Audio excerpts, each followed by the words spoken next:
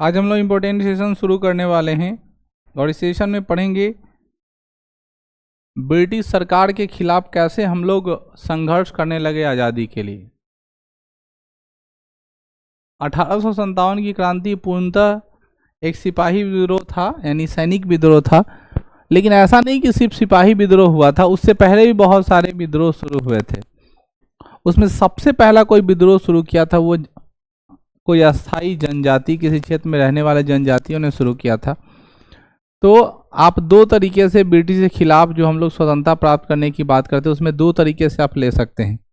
पहला तो प्रारंभिक प्रयास और दूसरा जिसको भारतीय स्वतंत्रता संग्राम के नाम से जानते हैं। भारतीय तो स्वतंत्रता संग्राम की शुरुआत जो है वो हम लोग महात्मा गांधी के नेतृत्व में किए हैं। लेकिन जब बात हम लोग किसके में करते हैं, जब हम लोग बात पुराने ज़माने की करते हैं जिस समय अंग्रेजों की स्थिति से, अंग्रेजों की व्यवस्था से, अंग्रेजों की शासन प्रणाली से लोगों के अंदर बहुत ज़्यादा परेशानी थी। उस शासन व्यवस्था में परेशानी होने वाले में लोगों में सबसे पहला नाम क्या है? जनजाति। ये जनजाति कौन होता है आप सबको पता है। कुछ कुछ आप लोग विद्रोह जानते हैं, कुछ कुछ जनजातियाँ जानते हैं। जैसे आप लोग बहुत फेमस नाम सुने होंगे बिरसा मुंडा का, मुंडा विद्रोह, चुआड़ विद्रोह, समझ रहे हो। उसी तरह बहुत सारे जनजातियों ने क्या किया, हुआ आंदोलन, ठीक है। ये सारी जो जातियां हैं उन्होंने क्या किया, आसपास में इलाका में धीरे धीरे क्या करने लगा, अंग्रेजों के खिलाफ अपना संघर्ष जारी किया। और फिर वो सब जो आया वो हमारे लिए इम्पोर्टेंट हो गया, समझ गया ना। तो आप ये सारी चीज़ों में सबसे पहले हम लोग जनजाति विद्रोह पढ़ेंगे। दूसरा किसने शुरू किया? किसानों ने। आप लोग को याद होगा कि किसानों ने अंग्रेजों के खिलाफ, जमींदारों के खिलाफ टैक्स देने से मना कर दिया, जिसका एक भारी प्रकोप अंग्रेजों पर पड़ा, ठीक है ना, क्योंकि विद्रोह सभी लोगों ने शुरू किया था। बहुत फेमस किसान आंदोलन है कौन सा? चंपारण का मील मजदूर आंदोलन, सॉरी चंपारण का कौन सा? नील विद्रोह की अंग्रेजों के खिलाफ, ब्रिटिश के खिलाफ हम लोगों ने क्या किया? नील विद्रोह, नील की खेती के विद्रोह करने के लिए या तीन कठिया पद्धति को खत्म करने के लिए अंग्रेजों ने क्या किया? आंदोलन किया। तो किसानों ने आंदोलन किया, तो ये किसान आंदोलन है। नागरिक आम जनता भी भाग लेने लगा। आम जनता भाग लेने में जैसे आप लोग को पता है कि हम लोग अंग्रेजों के खिलाफ लड़ाई लड़ने बहुत सारे लोगों ने अपनी योगदान दिया, लेकिन वो एक राजनीतिक या वैश्वीकरण स्तर पर नहीं आ पाए, उसको हम लोग नहीं जाने। लेकिन आम जनता भी उससे क्या कर रहा था? विरोध में था। सैनिक 1857 की क्रांति आपको याद है कि वो पूर्णतः सैनिक, और सैनिक लोग भी बहुत अकुला गए थे उनकी शासन व्यवस्था प्रणाली पर, बार बार परेशान कर रहा था। कौन? अंग्रेज। अंग्रेज चाहता था कि हम इसको किसी न किसी तरीके से परेशान करें ताकि हिंदू मुसलमान हो और एक दूसरे से लड़ाई करें, उसका फायदा हमें मिले, फूट डालो और शासन करो की नीति पर हम लोग काम।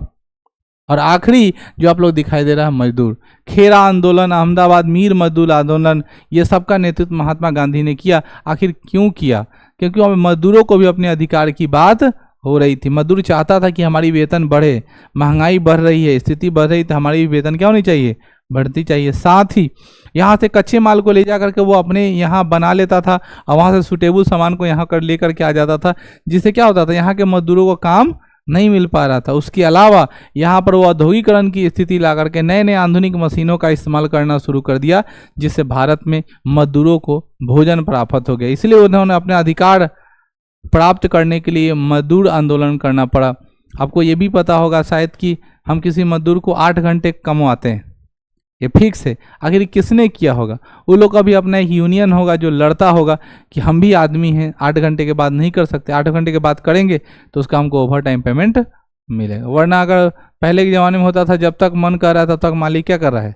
खटवाए जा रहा है, अब से कोई फर्क।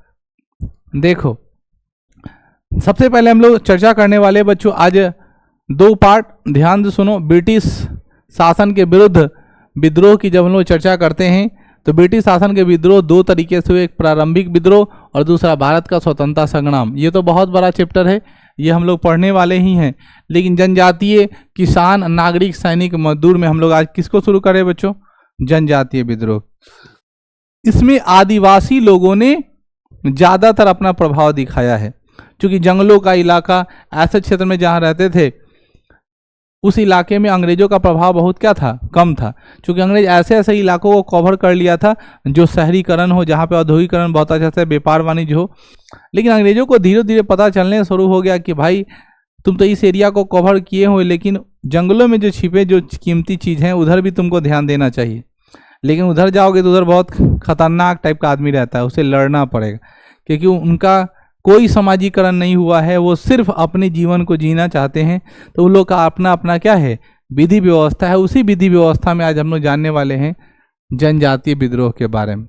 संपूर्ण भारतीय क्षेत्र में जनजातीय विद्रोह का सबसे मुख्य कारण उनकी संस्कृति और अर्थव्यवस्था पर हो रहे गैर जनजातीय को प्रभाव को माना जाता है। समझ रहे हो, मैंने आपको कहा कि आपको याद होगा नरबली प्रथा, वो किसी खास जनजाति की थी, और जब वो किसी खास जनजाति की थी और उसमें जाकर अंग्रेज टांग अड़ाएगा कि ना आदमी को नहीं काटना है, बलि नहीं देना है, तब तो वो जनजाति क्या हो जाएगा, गुस्सा हो जाएगा। किसी खास जनजाति की संस्कृति है इस तरह की, और उस संस्कृति को तुम रोकने जाओगे तो क्या होगा, बमकेगा। उसके अलावा उसके अर्थव्यवस्था पर, मतलब खरीद बिक्री पर, जैसे मान लो कि अगर तुम आज भी है किसी हॉस्पिटल में चले जाओ, ठीक है ना, और वहाँ पे 2-4-10 एम्बुलेंस रहता है, और तुम अपना बाहरी एम्बुलेंस लेकर के वहाँ खड़ा कर जाओ, तो वहाँ का एम्बुलेंस वाला सब तुमको पकड़ के बड़ा मार मारेगा। किसी स्टैंड में चले जाओ, वहाँ पे बहुत सारा ऑटो लगा हुआ है, तुम रोड पर लगा रहा है, 2-4 को सवारी को उठा लो और तुम लेकर सीधे भागो तो तुमको दौड़ा के मारेगा।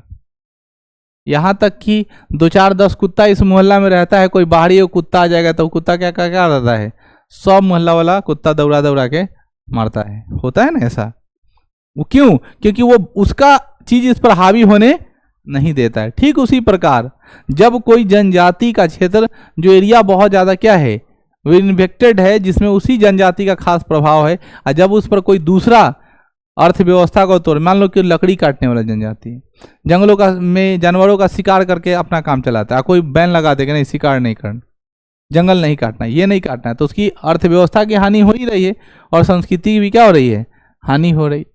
जनजातीय आंदोलन अंग्रेज के साथ साथ भारतीय जमींदार वर्ग, पूंजीपति वर्ग के खिलाफ किया गया एक आंदोलन था। किसके, अंग्रेज के खिलाफ तो था ही, उसके साथ साथ जमींदार को भी परेशान किया गया और पूंजीपति वर्ग के खिलाफ भी जनजाति लोगों ने शुरू किया। पहला जनजाति विद्रोह, यहां से एक क्वेश्चन एकदम एग्जाम में देखने को मिलेगा, 2 क्वेश्चन पक्का बोल रहे हैं 71 में, एकदम श्योर दिखाई देगा। पहला है पहाड़िया विद्रोह। ब्रिटिश शासन के विरुद्ध विद्रोह करने वाली पहली जनजाति थी पहाड़िया। 1771 से 1771 से 1780 तक चला। क्षेत्र बना संथाल परगना, नेतृत्व करता थे रमन आहारी और करीमा पुजहर। नाम याद रखेंगे, थोड़ा खतरनाक नाम हो सकता है। इन आदिवासियों ने एक बार फिर से विद्रोह किया था। इस बार महिरापुर राज की रानी सर्वेश्वरी ने आदिवासियों की मदद की थी। रानी सर्वेश्वरी को विद्रोह में अंग्रेज ने क्या कर दिया, दबा दिया। तो याद रखिएगा, पहाड़िया विद्रोह किस क्षेत्र में हुआ था, संथाल का इलाका परगना में हुआ था। इस विद्रोह का नेतृत्वकर्ता कौन था, रमना आहारी और करीमा पुजहर। 1782 के आसपास में, 1781 के बाद जब ये समाप्त हो गया तो 1782 में फिर इन्होंने विरोध किया, लेकिन इस बार वहाँ की रानी ने इन्हें क्या किया था, सर्वेश्वरी ने सपोर्ट किया, लेकिन अंग्रेजों ने इस विद्रोह को क्या कर दिया, दबा दिया। 1771 से शुरू होता है। ध्यानपूर्वक अच्छे से समझना, मैं बार बार बोल रहा हूँ, जिस प्रकार आप लोग का मॉडर्न हिस्ट्री का वो गवर्नर वाला पार्ट बहुत इंपॉर्टेंट है, ठीक उसी प्रकार यहाँ से भी क्वेश्चन भर भर के आता है, इसलिए इसको आप इग्नोर नहीं कर पाओगे। मैं बार बार शुरू से कह रहा हूँ, अकबर बाबर बीरबल करने से बहुत ज़्यादा क्वेश्चन होने वाला नहीं है। मॉडर्न हिस्ट्री को बहुत अच्छे डीपली में लेकर के जाते हो, खूब अच्छे से पढ़ते हो, तो तुम्हारा एग्जाम बहुत अच्छे से होगा, क्योंकि मॉडर्न हिस्ट्री से सवाल ज़्यादा आता है। पहले के समय में एनिसेंट हिस्ट्री से सवाल ज़्यादा होता था, धीरे धीरे उन लोगों का स्कोप क्या हो गया, कम हो गया, और फिर मॉडर्न हिस्ट्री पर आना शुरू हो गया। बिहार के संदर्भ में मॉडर्न हिस्ट्री और ज़्यादा इंपॉर्टेंट हो जाता है। बात समझ गए। तिलका मांझी आंदोलन बात करते हैं। तिलका मांझी आंदोलन पहाड़िया जनजाति का ही विद्रोह था, लेकिन इसके स्वरूप पहले के विद्रोह से अलग हो गया। यह एक सुनियोजित ढंग से किया गया आंदोलन था। जैसे कभी कल ऐसा होता है, ये कोई लड़ाई जो है ऑटोमेटिक हो जाती है कि हम कहीं गए या किसी से ऑटोमेटिक क्या हो गया, झगड़ा हो गया, और झगड़ा इस कदर हुआ कि पूरा मेरा जात गोतिया घर वाला पूरा खानदान सब उलट गया और एक कॉन्साइड बन गया और एक आंदोलन शुरू हो गया। लेकिन कभी कल सुनियोजित तरीके से, मतलब टारगेटिव हिसाब से प्लान करके कि हमें आंदोलन करना है, जैसे आज के समय आंदोलन लोग कर रहा है किसी को आरक्षण चाहिए, किसी को एज रिलैक्सेशन चाहिए, ठीक है ना। बहुत तरीके के आंदोलन चल रहे हैं। तो सुनियोजित तरीके से प्लान करके जब कोई आंदोलन किया जाता है उसे ही हम लोग सुनियोजित ढंग कहते हैं। और तिलका मांझी ने इस पहाड़िया विद्रोह के बाद 1782 ईस्वी में तिलका मांझी के नेतृत्व में क्या हुआ, अंग्रेजी खजाना लूटकर गरीब और असहाय लोगों को पैसा बांटने और सहायता देने के उद्देश्य से हुआ था। नहीं, तिलका मांझी ने तीर धनुष चलाते थे। झारखंड का इलाका है, कौन सा इलाका, झारखंड का। और उनका एक ही सिद्धांत था, क्या करना है, अंग्रेजों का धन लूटना है, गरीबों में क्या करना है, बांट देना है, ठीक है ना। यहाँ पे लिखता है कि तिलका मांझी का प्रारंभ अंग्रेजी खजाना लूटकर गरीब और असहाय लोगों में पैसा बांटना और सहायता देने के उद्देश्य से हुआ था। आंदोलन के नेतृत्वकर्ता तिलका मांझी को गिरफ्तार कर लिया गया और भागलपुर में इन्हें फांसी दे दी गई। भागलपुर में अब यह स्थान तिलका मांझी चौक से नाम से जाना जाता है। मैं बता रहा था ये कौन सा इलाका है, बिहार का वह इलाका, ठीक है ना, भागलपुर। भागलपुर में कौन सा जगह है, तिलका मांझी चौक। आगे बढ़ते हैं। हो विद्रोह आंदोलन क्षेत्र, छोटा नागपुर और सिंह भूमि का नेतृत्वकर्ता राजा कौन थे, पोहरर। 1820-21 के आसपास हुआ, यानी 1771 से 1780 पहाड़िया विद्रोह। 1781-82 में हुआ है तिलका मांझी विद्रोह। और अब एक के बाद डायरेक्ट 1800 में आ गए और 1820 से 21 के क्षेत्र में छोटा नागपुर के क्षेत्र में कौन आया, हो विद्रोह नेतृत्वकर्ता कौन थे, पुरहार राजा। अगला राजा है कोल विद्रोह, 1831-32 में हुआ है, बूहो भगत इसके नेतृत्वकर्ता थे। कोल विद्रोह को मुंडा विद्रोह भी कहा जाता है, समझ में आ रहा है, कौन विद्रोह, मुंडा विद्रोह के नाम से भी जाना जाता है। इसके नेतृत्वकर्ता कौन थे, बूहो भगत। ये बहुत इंपॉर्टेंट है। संथाल विद्रोह, संथाल विद्रोह के नेता सिद्धू और कानू थे, ठीक है ना। 1851 से लेकर के 1856 तक ये चला। नेतृत्वकर्ता सिद्धो, कानो, भैरव और चांद थे। क्षेत्र कौन था, दामेन और कोह। संथाल विद्रोह का संथला हुल नाम से भी जाना जाता है। यह विद्रोह जमींदार वर्ग एवं साहूकार वर्ग के खिलाफ किया गया था। विद्रोह था वर्तमान भागलपुर के राजमहल पहाड़ी, जिसे दामन ए कोह के नाम से जाना जाता है। मतलब ये बिहार का ही एरिया है, समझ में आई। तो अभी हम लोग 4 विद्रोह के बारे में जाने हैं। फिर से मैं रिपीट करता हूँ, 1771 से लेकर के 1780 तक कौन सा विद्रोह चला, पहाड़िया विद्रोह चला। 1781 में फिर इन्होंने यही आक्रमण रिपीट किया, उस समय रानी का सहयोग मिला। 1782 में यह समाप्त हो गया। 1781-82 में फिर हमने एक नया विद्रोह शुरू किया, तिलका मांझी विद्रोह, ठीक है ना। तिलका मांझी के नेतृत्व में तिलका मांझी आंदोलन 1783 में हम लोग शुरू किए। 1783 से 1785 तक। नेतृत्वकर्ता कौन थे, तिलका मांझी। तिलका मांझी ने अंग्रेजों के खिलाफ बहुत ज़्यादा लड़ाई लड़ा, उनको पकड़ लिया गया। उनका उद्देश्य था क्या, कि हम लोग अंग्रेजों का माल को लूटेंगे, गरीबों में बांटेंगे, गरीबों का क्या करेंगे, सहायता करेंगे। 1783 से 1785 तक आंदोलन चला, उनको गिरफ्तार किया गया, भागलपुर जेल में रखा गया, वहीं उनको फांसी दे दी गई। वह जगह तिलका मांझी नाम से क्या हो गया, फेमस हो गया। क्लियर है। तीसरा, उसके बाद हम लोग कौन सा कर रहे हैं, हो आंदोलन, नेतृत्व छोटा नागपुर और सिंह भूमि में है, नेतृत्वकर्ता पुरहार के राजा हैं। कोल विद्रोह को हम लोग कौन विद्रोह, मुंडा विद्रोह के नाम से भी जानते हैं। इसके नेतृत्वकर्ता कौन थे, बूहो भगत। 1831 से 1832 में किया गया। संथाल विद्रोह जो था वो जमींदारों के खिलाफ, किसके खिलाफ, जो जमीन जिसके पास बहुत ज्यादा है वो बहुत ज्यादा सताता था। साहूकार जिसके पास पैसा था, अन्न था, वो क्या करता था, उन सभी जनजातियों को बहुत ज्यादा परेशान करता था। सिद्धू, कानू, चांद और भैरव के नेतृत्व में इसको लड़ा गया। संथाल विद्रोह को संथला हुल के नाम से भी जाना जाता है। वर्तमान में भागलपुर के राजमहल का जो पहाड़ी है, जिसे दामन ए कोह के नाम से हम लोग जानते हैं, यानी ये बुआ बिहार के भागलपुर का इलाका है। विद्रोह का केंद्र बिंदु रहा है। 1856 तक आते आते मेजर वारो के नेतृत्व में इस विद्रोह को क्या कर दिया गया, दबा दिया गया। अगला विद्रोह है बुआ मुंडा विद्रोह, ठीक है। यह विद्रोह झारखंड के संथाल परगना के क्षेत्र में 1895 से 1900 के दौरान हुआ, जिसका नेतृत्व बिरसा मुंडा ने किया था, ठीक है ना। बिरसा मुंडा कुल्हाड़ी चलाने में बहुत एक्सपर्ट थे। क्योंकि आप सबको पता है कि हम लोग जनजाति की बात करते हैं तो जंगल में रहने वाला व्यक्ति, तिलका मांझी तीर बहुत अच्छा चलाते थे, समझ में आ रहा है ना। और बिरसा मुंडा कुल्हाड़ी बहुत अच्छा चलाते थे। जो जो इंस्ट्रूमेंट बोल रहे हैं वो इंस्ट्रूमेंट जरूर याद रहे, क्योंकि वो पूछता है अकबर क्या बजाता था, तो पूछ सकता है तिलका मांझी का प्रसिद्ध औजार क्या था, कुल्हाड़ी और तीर धनुष। और बिरसा मुंडा का प्रसिद्ध औजार क्या था, कुल्हाड़ी, एक्स। किसानों ने उलगुलान की उपाधि धारण करके स्वयं को भगवान का दूत घोषित कर दिया। बिरसा मुंडा का गुरु आनंद पांडे थे। बिरसा मुंडा का जन्म 15 नवंबर 1875 ईस्वी को हुआ था। बिरसा मुंडा के जन्म दिवस के अवसर पर 15 नवंबर 2000 ईस्वी को झारखंड राज्य की स्थापना की गई। याद रखना, ये समझ में आ रहा है तुम लोग को? बिहार झारखंड से कब अलग हुआ है? 15 नवंबर 2000 को। अब सवाल ये बनता है क्यों हुआ ऐसा?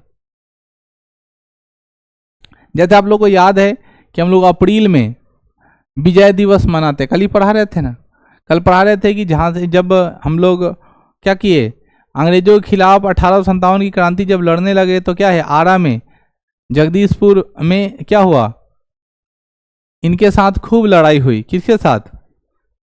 बाबू वीर कुंवर सिंह और अंग्रेजों के बीच तनातनी हुआ, लड़ाई हुआ।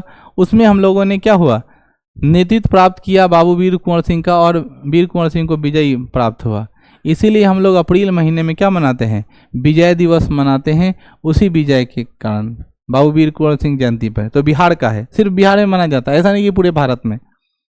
ठीक उसी प्रकार यहाँ भी कि 15 नवंबर 2000 ईस्वी को झारखंड बिहार से क्या हो गया, अलग हो गया। क्यों हुआ? क्योंकि वह दिवस किसका था, बिरसा मुंडा का बर्थडे है। 1900 में बिरसा मुंडा को अंग्रेजों ने पकड़ लिया और उन्हें जेल में डाल दिया। जेल में ही उनकी क्या हो गई, मृत्यु हो गई। मुंडा विद्रोह के फलस्वरूप 1908 में छोटा नागपुर का काश्तकारी अधिनियम पारित किया गया, जिसके द्वारा संथाल क्षेत्र में निवास करने वाले मुंडा जनजाति के लिए अधिक सुविधाएं दे दिया गया। मतलब एक आंदोलन जो कंप्लीट हुआ और उस आंदोलन को पूरा होने के बाद वहाँ के लोगों में, वहाँ के सरकार में, वहाँ के स्थानीय ब्रिटिश लोगों के द्वारा ऐसा समझ में आया कि नहीं, इसको देना पड़ेगा, नहीं तो ये समझाया क्या है, बहुत ज़्यादा ताकतवर है। उन्होंने अपने अधिकारों को क्या किया, मान लिया। आगे बढ़ते हैं, अगला आंदोलन है बच्चों ताना भगत आंदोलन। कौन भगत? ताना भगत आंदोलन की चर्चा करते हैं। ताना भगत आंदोलन कहता है प्रथम विश्व युद्ध 1914 के समय छोटा नागपुर के क्षेत्र में उरांव जनजाति के द्वारा किया गया। ये नाम याद रखिएगा। ताना भगत आंदोलन किसके नेतृत्व, कौन जनजाति का था? उरांव जनजाति का था। इस विद्रोह के नेतृत्वकर्ता का नाम जतरा भगत था। चूंकि जतरा भगत के अनुयायी ताना भगत कहलाते थे, इसलिए इस आंदोलन का नाम ताना आंदोलन कहा जाता है। ठीक है ना?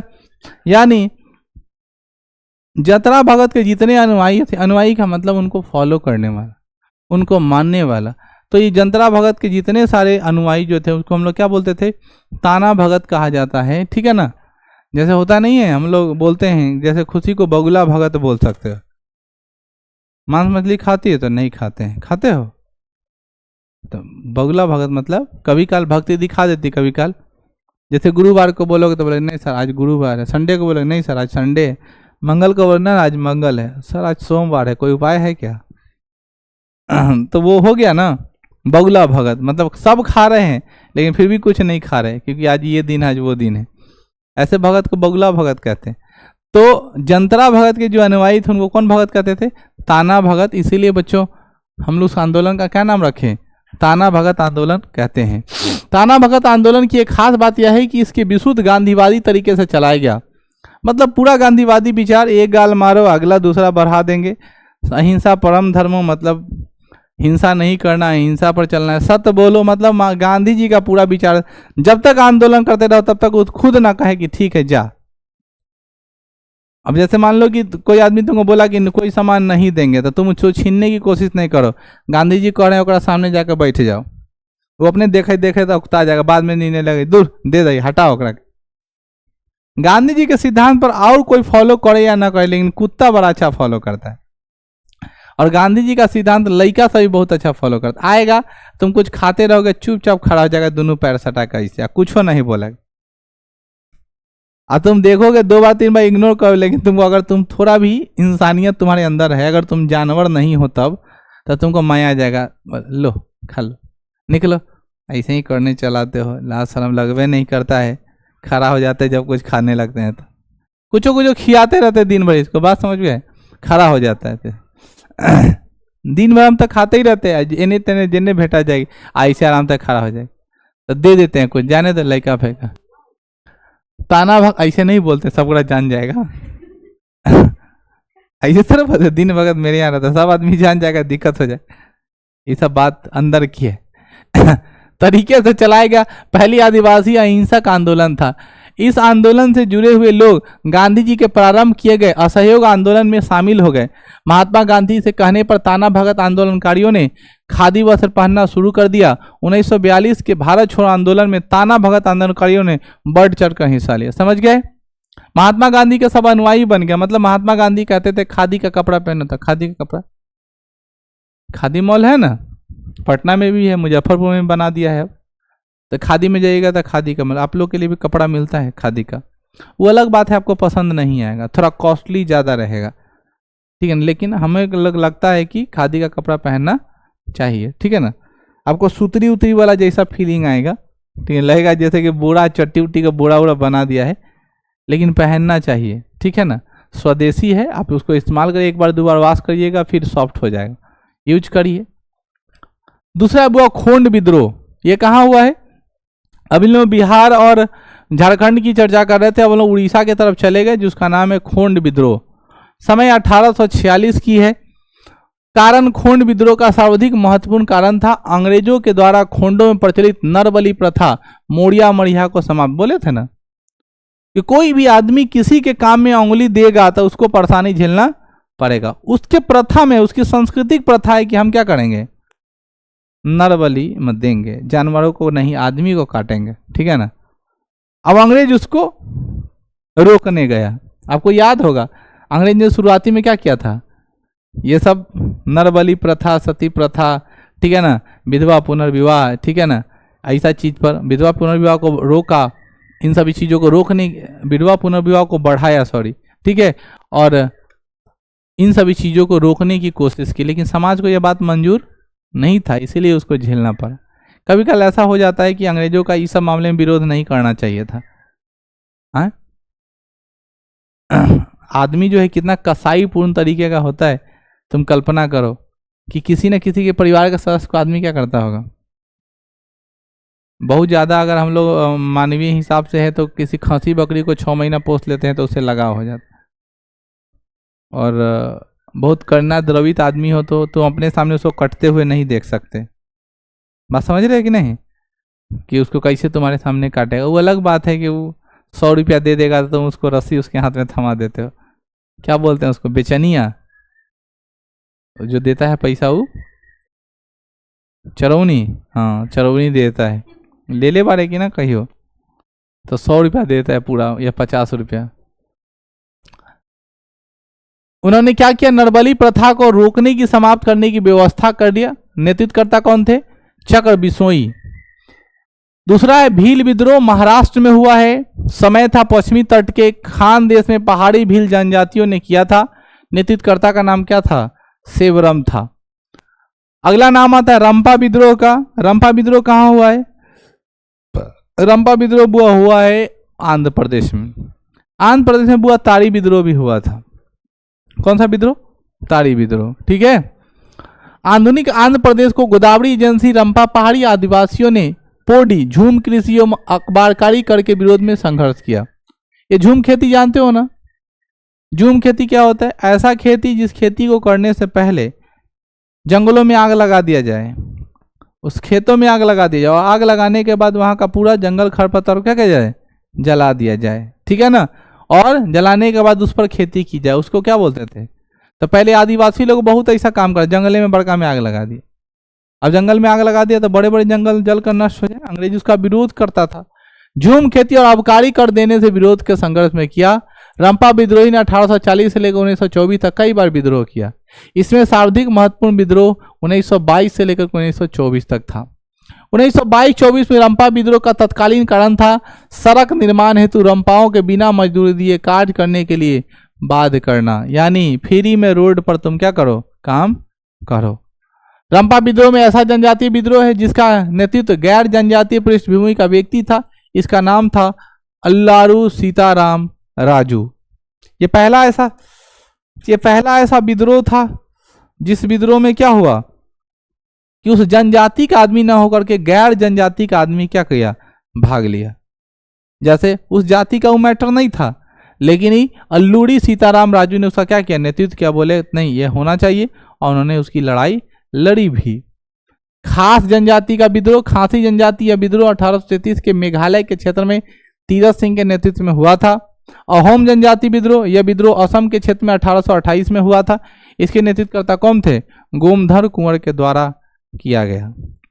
आगे बढ़ते हैं बुआ, जिनका नाम है रामोसी जनजाति का विद्रोह। रामोसी जनजाति, बारिश हो रही है क्या? रामोसी जनजाति का विद्रोह, गेट लॉक कर दो थोड़ा, जाओ तो, तेज बारिश होने लगा, कैसे जाओगे तुम लोग घर? बारिश होने वाला है, आम तोड़ के, ठीक है ना। बचपन का सीन याद आता है, आंधी जब आता था तो आदमी और आम आंधी में गिरे या ना गिरे 10-15 गो आम हो जाता था, चढ़ गया तोड़ लिया वही में, आंधी में मौका का फायदा, और गिरे रहे बड़ा बड़ा आम। अगला नाम है रामोसी जनजाति का विद्रोह। रामोसी जनजाति का विद्रोह क्या हुआ? यह विद्रोह चित्तर सिंह के नेतृत्व में किया गया था। यह विद्रोह भारत के पश्चिमी समुद्री तट में क्षेत्र में हुआ। महाराष्ट्र के वासुदेव बलमंड फड़के के नेतृत्व में किसानों ने जमींदार के अत्याचार के विरोध यह विद्रोह किया था। इस प्रकार बच्चों हम लोगों ने क्या किया? बहुत सारे जनजातियों के विद्रोह को क्या किया? समाप्त किया। अब अगला विद्रोह कौन सा है? किसान आंदोलन।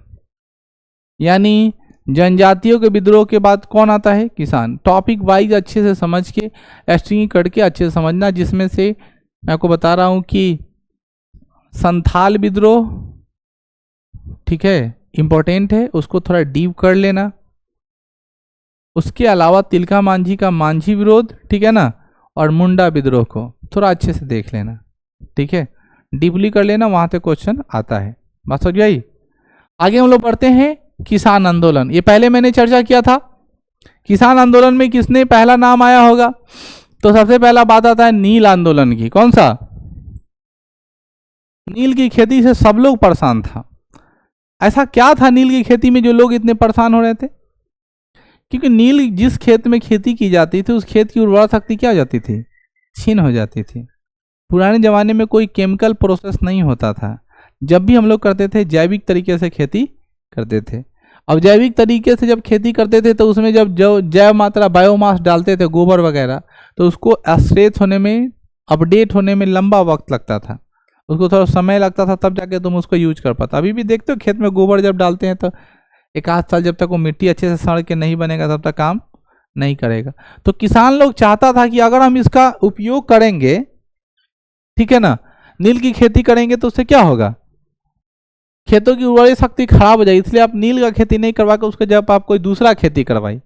लेकिन अंग्रेज को नील में बहुत ज़्यादा मुनाफा होता था, इसलिए चाहता था अंग्रेज की खेती करे। तो हम लोगों नील खेती के विरुद्ध में भारत में सर्वप्रथम बंगाल के नदिया जिला के गोविंदपुर क्षेत्र में दिगंबरपुर विश्वास एवं विष्णु विश्वास के नेतृत्व में 1859-60 के दौरान, ठीक है ना, हम लोगों ने क्या किया? नील विद्रोह हुआ था। इस नील विद्रोह की चर्चा हरिश्चंद्र मुखर्जी की रचना हिंदू पैट्रियाट एवं दीनबंधु मित्र की रचना नील दर्पण में किया गया है। यह 1860 में इस विद्रोह को क्या कर दिया? तो एक किताब याद रखिएगा, दीनबंधु मित्र नील दर्पण के क्या हैं? लेखक हैं। नील आंदोलन की शुरुआत सर्वप्रथम बंगाल के नदिया जिले में गोविंदपुर क्षेत्र के दिगंबर विश्वास एवं विष्णु विश्वास के नेतृत्व में किया गया 1859-60 में। इसका चर्चा जो है वह हरिश्चंद्र मुखर्जी की रचना हिंदू पैट्रियास दीनबंधु मित्र रचना नील दर्पण में किया गया है। यह विद्रोह 1860 में दबा दिया गया। ये बुक के बारे में कहता है कि नील दर्पण पहली ऐसी भारतीय रचना है जिस पर ब्रिटिश सरकार ने प्रतिबंध लगाया। समझ गए? क्योंकि उसमें ब्रिटिश के खिलाफ बहुत सारी बातें लिखी हुई थी कि ब्रिटिश जबरदस्ती क्या करता है? खेती करवाता है। किसकी? नील की। उसके बारे में ये भी लिखा हुआ था कि इसको ऐसा ना करके ऐसा करना चाहिए, इस तरीके से करना चाहिए। बहुत तरह का बातें ब्रिटिश के खिलाफ जारी, तो इसलिए उस पर क्या हुआ? विरोध जाहिर कर दिया। अगला है पावन विद्रोह। पावना विद्रोह में क्या हुआ? बंगाल में 1873-76 में हुआ। विशिष्टता यह भारत में किसानों के द्वारा किया गया पहला संगठित एवं नियोजित विद्रोह था। कारण जमींदारों द्वारा किसान पर किया जा रहा अत्याचार। वही बात है, जमींदार किसान पर क्या कर रहे थे बच्चों? अत्याचार कर रहे थे, पैसा दो। क्योंकि आप सबको पता है अंग्रेज जो है उस समय रूल बना दिया हुआ था कि आपको हर हालत में क्या करना है? पैसा वसूल करके लाना है टाइम पीरियड में। अगर उतने टाइम पीरियड में नहीं लाएगा तो आपकी जमींदारी क्या कर ली जाएगी, छीन ली जाएगी।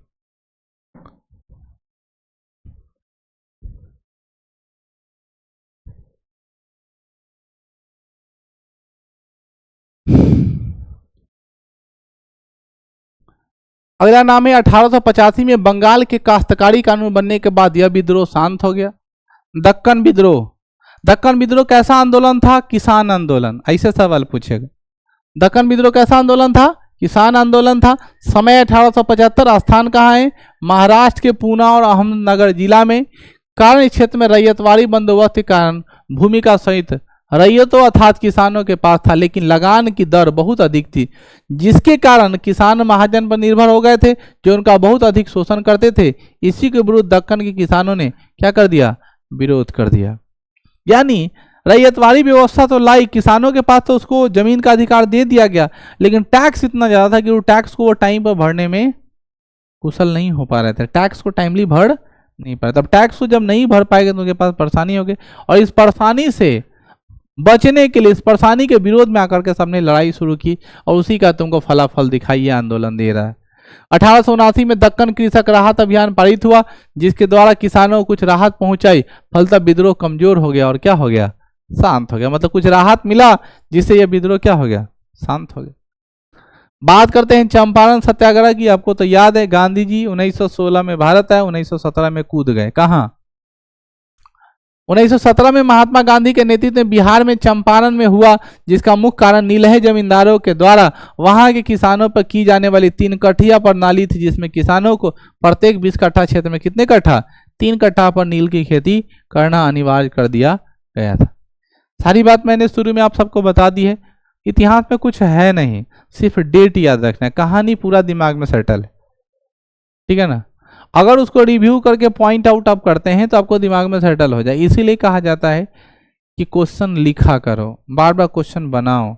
अगर आप क्वेश्चन लिखते हो, क्वेश्चन बनाते हो और दिमाग शांत करके, जैसे लिख रहे हो, म्यूजिक बजा लिए, उतार रहे हो उसमें से, छाप रहे हो और दिमाग कहीं और है, ठीक है ना। व्हाट्सएप पर बात हो रहा है, वीडियो कॉल पढ़ रहे हैं, व्हाट्सएप पर चैटिंग चल रहा है, झूठों को लिख रहे हैं। लिखने से कुछ होने वाला नहीं। कॉन्सेंट्रेट करो अपने आप को, बात हो जाए। व्हाट्सएप चलाना जरूरी है, 10 मिनट चला लेंगे, 20 मिनट चला लेंगे। रील्स देखना जरूरी है, 15-20 मिनट देखेंगे अपने आप को फ्रेश करने के लिए। बनाना भी रील्स जरूरी है, तब बनाइएगा 15-20 मिनट। लेकिन जब पढ़ाई करो तो एकदम सीरियस पढ़ाई करो। वही बोलते हैं कि कोई 5 घंटा पढ़ करके और कोई 50 मिनट पढ़ के रिजल्ट डाल देगा, लेकिन 5 घंटा पढ़ के रिजल्ट नहीं लाएगा, वो कॉन्सेंट्रेशन का पार्ट। इसलिए आपको क्या ध्यान देना है, कॉन्सेंट्रेशन पर, बस, और कुछ नहीं है। 3 कट्ठिया प्रणाली में नीलह जमींदार के अत्याचार के बारे में 1916 ईस्वी में लखनऊ अधिवेशन में बिहार के राजकुमार शुक्ल ने महात्मा गांधी को जानकारी दिया, और अंततः महात्मा गांधी 1917 में कहाँ गए, चंपारण पहुंचे और वो सत्याग्रह प्रारंभ कर दिए, जिसे ही चंपारण सत्याग्रह कहा गया। यह महात्मा गांधी का भारत में किया जाने वाला पहला सत्याग्रह था, जो क्या हो गया, सत्याग्रह का अर्थ होता है सत्य के लिए आग्रह करना। अब सांच बात के लिए आग्रह करना पड़े, रिक्वेस्ट करना पड़े, तो उससे सत्य का से बड़का दुर्गति क्या होगा। किसी कोई बात सच हुआ, उस सच के लिए आपको बहुत ज़्यादा रिक्वेस्ट करना पड़े, ठीक है ना। अरे झूठ तो झूठ है नहीं है, सच के लिए भी रिक्वेस्ट करना पड़े। लेकिन महात्मा गांधी का शायद वसूल वही था, इसी वसूल के आधार पर काम किया गया, ठीक है ना। पहला सत्याग्रह में उनको क्या मिल गया, बुआ, सफलता मिला। अब राजकुमार शुक्ल ने उनको निमंत्रण दिया। 10th में आप लोगों को पढ़ाते थे कि राजकुमार शुक्ल ने उनको क्या दिया, निमंत्रण दिया, लेकिन कहाँ निमंत्रण दिया ये नहीं पता था। 1916 में भारतीय राष्ट्रीय कांग्रेस INC, ठीक है ना, का क्या हुआ, समागम हो रहा था, मीटिंग हो रही थी लखनऊ में, और उसी लखनऊ में जाकर अवगत करा, गांधी जी सुनिए ना, ऐसा बात है, आइए ना थोड़ा। नेतृत्वकर्ता उनको मिला और वहीं पे इन्विटेशन मिला, और गांधी जी वहां क्या हो गए। गांधी जी चंपारण पहुंचकर डॉक्टर राजेंद्र प्रसाद, आचार्य JB कृपलानी, ब्रजकिशोर यादव, महादेव देसाई और नरसिंह पारीख ने किसानों के समस्याओं को समझने हेतु गांव का भ्रमण किया। नाम सिर्फ आज तक गांधी जी का पहुंच सुने होंगे तो लोग, उसके अलावा कुछ नहीं सुने होंगे।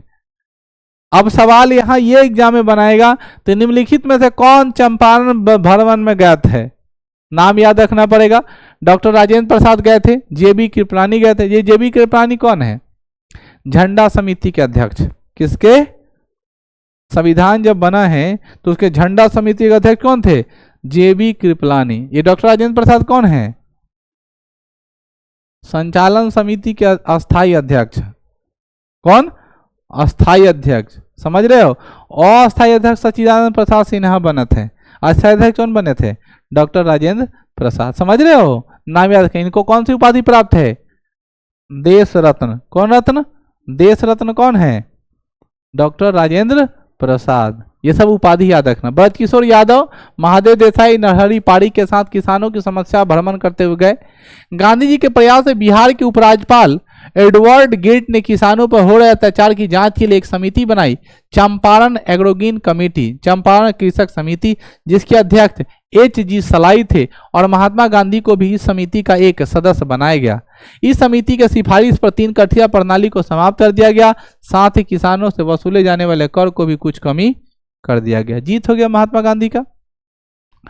महात्मा गांधी उसी साल के बाद अगले साल एक और आंदोलन किए बच्चों, किसान आंदोलन, ठीक है ना। वो लगातार आंदोलन उस साल किए थे, मजदूर आंदोलन भी किए हैं महात्मा गांधी, ठीक है ना। लेकिन अब देखो खेड़ा आंदोलन हुआ 1918 में गुजरात के खेड़ा में किसानों द्वारा बढ़ाए गए विरोध में महात्मा गांधी ने विरोध चलाए, जिसमें खेड़ा सत्याग्रह या विद्रोह कहा जाता है। यह भी सफल रहा, जिसका समर्थन सरदार वल्लभ भाई पटेल ने, इंदु लाल याग्निक ने भी किया। अभी वल्लभ भाई पटेल थे, बाद में वारदोली की महिला उन्होंने क्या, किसकी उपाधि दे दी? सरदार की। तो सरदार वल्लभ भाई पटेल को सरदार की उपाधि किसने दी थी? वारदोली की महिलाएं। किसने दी? वारदोली की महिलाएं। अगला नाम है मोपला विद्रोह। मोपला विद्रोह 1921 में केरल के मारवाड़ तट पर अली मुल्सायर के नेतृत्व में मोपला विद्रोह हुआ। इसके बाद महात्मा गांधी, मौलाना अबुल कलाम आजाद, मौलाना अबुल कलाम आजाद भारत के पहले शिक्षा मंत्री थे। शौकत अली के नेतृत्व नेताओं में इनका समर्थन किया। अगला नाम है एका आंदोलन, इसको एकता आंदोलन कहते हैं। 1921 में उत्तर प्रदेश के हरदोई, बराचई एवं सीतापुर में मदारी पासा के नेतृत्व में एका आंदोलन हुआ, ये भी किसान की है। वारदोली सत्याग्रह 1928 में गुजरात के वारदोली में किसानों का एक सत्याग्रह हुआ, जिसका नेतृत्व सरदार वल्लभ भाई पटेल के द्वारा किया गया। वारदोली सत्याग्रह की यह विशेषता है कि इसमें किसान आंदोलन में महिलाओं ने क्या किया? बढ़ चढ़कर हिस्सा लिया, और वहां पर वारदोली सत्याग्रह के दौरान ही वारदोली की महिलाओं ने सरदार पटेल को किसकी उपाधि दे दी? सरदार पटेल की, सरदार की उपाधि दे दी। आगे समझ में? वारदोली आंदोलन कैसा आंदोलन है? किसान आंदोलन है, समझ गई। और वो कैसा किसान आंदोलन? जो महिलाओं के नेतृत्व में लड़ा गया, महिलाओं ने किया, उसमें बढ़ चढ़ कर औरतों ने क्या लिया? हिस्सा लिया, ठीक है। तेभागा सत्याग्रह 1946 में हुआ है, बंगाल में, नेतृत्व करता बंगाल की किसान सभा। तेभागा का तात्पर्य होता है 1/3। फ्लाउड कमीशन सिफारिश को लागू करने के लिए आंदोलन चला था। 1950 में जब भारत सरकार ने विधेयक पारित किया, तब तेभागा आंदोलनकारियों के अधिकांश मांगों को मान लिया गया। 1920 में उत्तर प्रदेश के अवध क्षेत्र में बाबा रामचंद्र के नेतृत्व में, ठीक है, बाबा रामचंद्र के नेतृत्व में अवध किसान की स्थापना किया गया। 1929 में स्वामी सहजानंद सरस्वती के नेतृत्व में बिहार किसान सभा की स्थापना की गई। इन्होंने 1929 में पटना के निकट बिहटा में एक आश्रम की स्थापना किया, जिसे सीताराम आश्रम कहा जाता है। पटना में बिहटा पड़ता है, थोड़ा आउट एरिया पड़ता है, लेकिन वहाँ पे आश्रम बनाया गया है। अप्रैल 1936 में लखनऊ में अखिल भारतीय किसान सभा की आयोजन किया गया, जिसका अध्यक्ष स्वामी सहजानंद सरस्वती एवं उपाध्यक्ष AG रंगा को बनाया गया। याद रखेंगे 1936 में लखनऊ में अखिल भारतीय किसान सभा का आयोजन हुआ है। तो हम लोग किसान विद्रोह को पूरा कर लिए, ठीक है। तब हम लोग बात करेंगे नागरिक विद्रोह। पहला कौन कौन सा है? पहला आया था जनजाति विद्रोह, पहाड़िया विद्रोह से शुरू हुआ था। दूसरा कौन सा है? किसान नील विद्रोह से शुरू हुआ है। तीसरा कौन सा विद्रोह हम लोग शुरू कर रहे हैं? नागरिक विद्रोह। आज रहने देते हैं तो लोग जाओ, वर्षा का मौसम, कहीं फंस हो गया तो तुम लोग का घर बहुत दूर दूर है।